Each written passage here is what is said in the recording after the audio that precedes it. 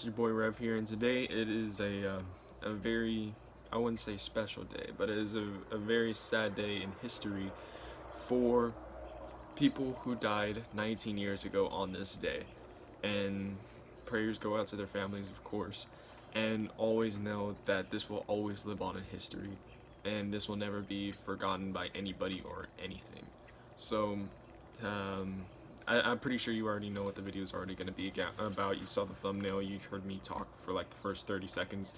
So we're just going to talk about this because over the years there have been many conspiracy theories about this topic, and I'm just saying this right now. I don't think, in my opinion, I don't believe any of these theories. I just wanted to talk about them, and I wanted to get your guys' take on it.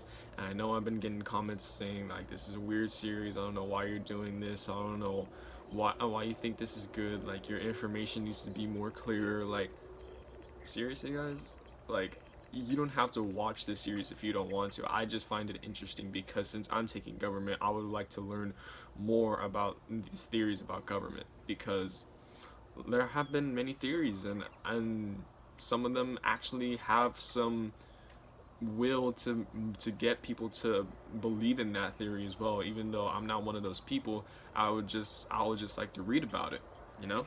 And so, with that being said, there are many series on my channel, like different series on my channel that you can watch instead of this one. So don't think that I'm prioritizing that like these series and thinking this one is like the most important. Okay, so anyway, there's four theories that I'm going to talk about today. One includes the foreknowledge theory. I think the other one is the stock theory, the Pentagon theory, and the World Trade Center theory. So the first one, it's obviously the most popular one, saying that the president and the government knew about these attacks and they didn't do anything to stop it. And a part of the British environment and I think, what was his name, Mike. I know his name was Michael. I don't know his last name, but a man named Michael, who was a British environment minister and member of Tony Blair's government, said that the United States knowingly failed to prevent the attacks and they knew about it. But no evidence has come out that nobody knew about it. So that's why it's a very popular theory, but not a very supportive one. And so number two is going to be the stock theory. Now, many conspiracy theorists maintain that just before 9/11, an extraordinary amount of put options were placed on the United Airlines and American Airlines stocks, and speculate that insiders may have known in the advance in the coming events of 9/11 and placed their bets accordingly. Basically saying that many people knew. Sorry. I have to burp, sorry. Many people knew about this in advance, especially people who put stocks into these two companies and knew what they were getting themselves into by putting their bets and putting their stocks on these companies, and they knew that it would benefit them, I guess. But there have many been, like, there hasn't been any evidence to prove this, but there also has been evidence that yes, the stocks did go up on these two companies, but many people just put it there in just a different time, I guess. What's the word? What's the word? It's a coincidence. That's what the word I was looking for. It was bad timing. It was just a coincidence that many people put these stocks on these. Okay, so the third one that I'm going to talk about is the Pentagon theory.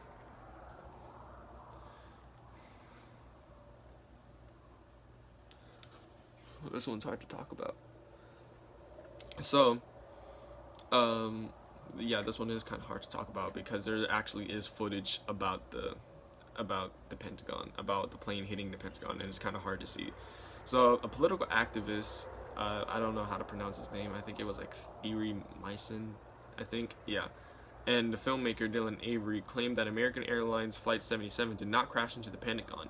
Instead, they argued that the Pentagon was hit by a missile launched by elements from inside the U.S. government. Some claimed that the holes in the Pentagon were too small to have been made by a Boeing, because that's the type of plane that hit the Pentagon.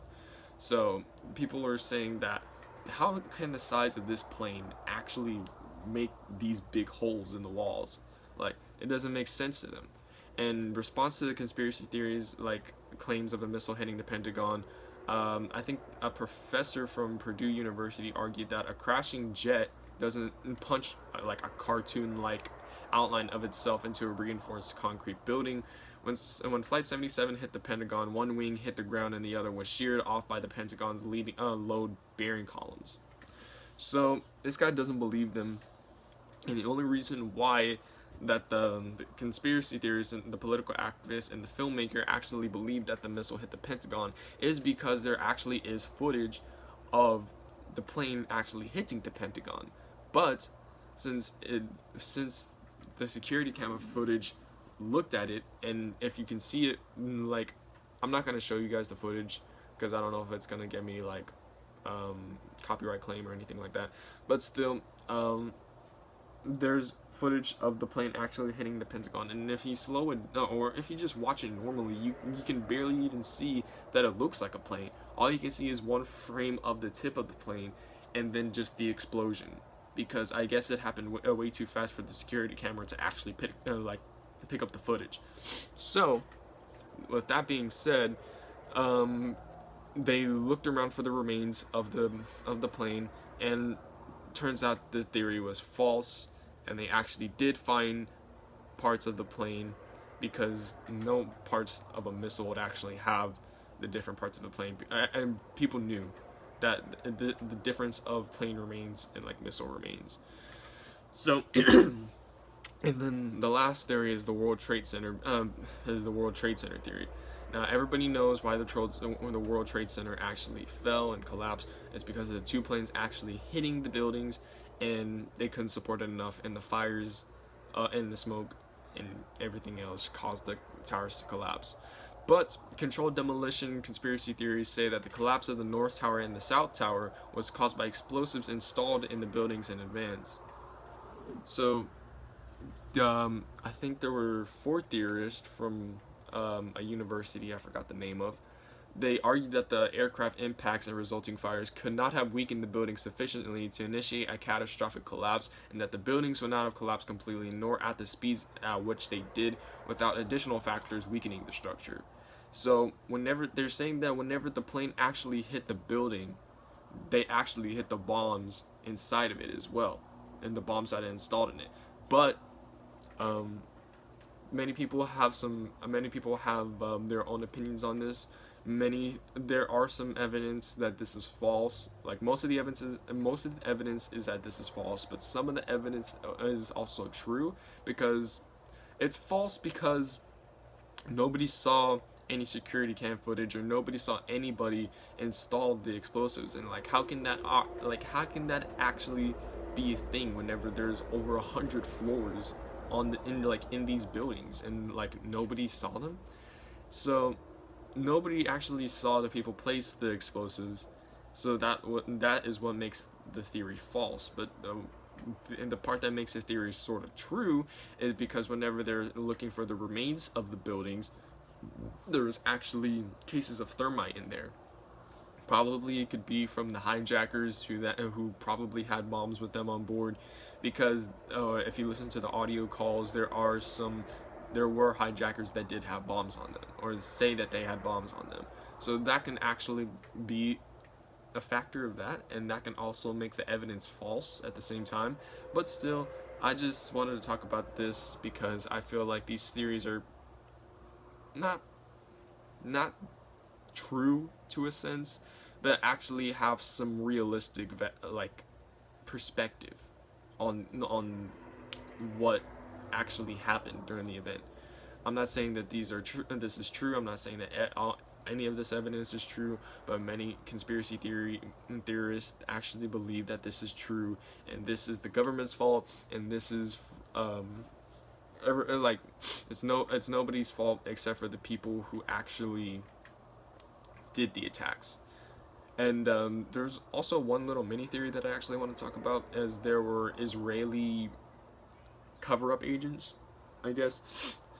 So there's a small theory that states that some Israelis, or people of the Jewish descent, actually knew about the attacks, and they were undercover agents that wanted to see the event fold, because one eyewitness of the event, who was in New York City in that time, in that place, actually saw 5 Israeli guys in a van, and they're actually recording the event, but they're actually smiling.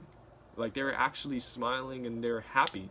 Many people did not believe or choose to believe this eyewitness, but turns out the evidence and the theory turned out false, because they actually took those 5 guys in because they thought it was pretty messed up. So they took the 5 guys in and they questioned them all, and turns out that they didn't have any knowledge, and they just like seeing it, which is disturbing and really terrible. So anyway, guys, that's all I wanted to talk about today. Prayers go out for the people who lost their family members or their friends during this attack 19 years ago, and I just really hope that I can make more theory videos, because I actually do like talking about this. I don't like what happened in these events, but I actually do like talking about this. Anyway, guys, that's all I have for you right now. I have to get back to class. Anyway, guys, yeah, that's pretty much it. We're about.